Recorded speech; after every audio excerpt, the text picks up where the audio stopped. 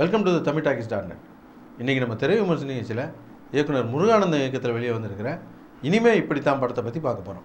இனிமே இப்படி தான் இந்த படத்துடைய கதையை பற்றி பார்த்தோம்னா, படத்துடைய ஹீரோ சந்தானத்துக்கு அவங்க வீட்டில் பொண்ணு பார்க்க ஆரம்பிக்கிறாங்க. பொண்ணு பார்த்தா ஒன்று கூட செட் ஆக மாட்டேங்குது. அதனால் நம்மளே களத்தில் இறங்கி ஏதோ ஒரு பொண்ணை லவ் பண்ணி கல்யாணம் பண்ணிட வேண்டியது தான் அப்படின்னு சொல்லிட்டு ஹீரோயினை விரட்டி லவ் பண்ணுறாரு. ஆனால் அந்த அம்மா இவர் லவ் பண்ணாமல் விரட்டி விட்டுருது. இதுக்கிடையில் வீட்டில் ஒரு பொண்ணை பார்த்து நிச்சயம் பண்ணி கல்யாண தேதியும் ஃபிக்ஸ் பண்ணிடுறாங்க.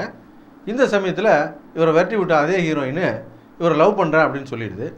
இதில் யாரை இவர் கல்யாணம் பண்ணார் அப்படிங்கிறத ஒரு சுவாரஸ்யமான ட்விஸ்டோட சொல்லியிருக்காங்க.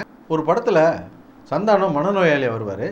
அந்த படத்தில் அவர் அடின்னு அடித்து நீ ஒரு டாக்டர்னு சொல்லிவிட்டு அவருடைய ஆழ் மனசில் ஆழமாக பதிய வச்சுட்ருப்பாங்க.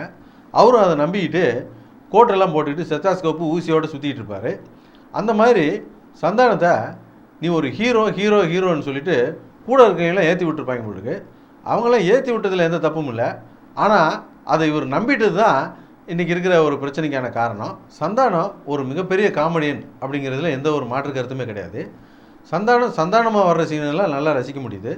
ஆனால் அவர் ஹீரோவாக வர்ற சீனை தான் ரசிக்கவே முடியல. இந்த படத்தில் அவர் பாக்யராஜை மனசில் வச்சுட்டு பண்ணியிருப்பார் போட்டுருக்கு. படமே கூட சின்ன வீடு படத்துடைய சாயல் இருக்கிறதையும் தவிர்க்க முடியல. பாக்யராஜ்கிட்ட ஒரு இன்னசென்ஸ் இருக்கும். ஆனால் இவர் இந்த படத்தில் மட்டும் இல்லை, எல்லா படத்துலையுமே இவர் கொஞ்சம் அதிபுத்திசாலியாகவே நடிச்சிருப்பார். இந்த படத்துலையும் அதே தான் பண்ணியிருக்காரு. இவர் அதிபுத்திசாலியாக வர்றதுனாலேயே இவருடைய சோக சீன்லாம் நம்ம ரசிக்க முடியல, ஹீரோவாக வர்ற சீனையும் ரசிக்க முடியல. இந்த படத்தோடைய கதை அதர பழசாக இருந்தாலும் படத்தில் வசனம் ரொம்ப நல்லா இருந்தது. அதனால் காமெடிலாம் நல்லா எடுபட்டுச்சு. ஜனங்க ரொம்ப நல்லா ரசித்தாங்க.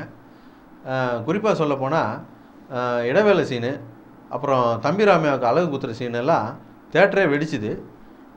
மொத்தத்தில் இந்த படம் எப்படி இருக்குது அப்படின்னு கேட்டிங்கன்னா, காமெடியை மட்டுமே எதிர்பார்த்து போகிறவங்களுக்கு இந்த படம் ஒரு நல்ல படம் தான். காமெடியோடு சேர்ந்து கதையும் இருக்கணும்னு நினைக்கிறவங்களுக்கு இந்த படம் கொஞ்சம் ஏமாற்றத்தை தான் கொடுக்கும். எங்களுடைய நிகழ்ச்சிகள் உங்களுக்கு பிடித்திருந்தால் உடனுக்குடன் கண்டு மகிழ கீழே உள்ள சப்ஸ்கிரைப் பட்டனை அழுத்தவும்.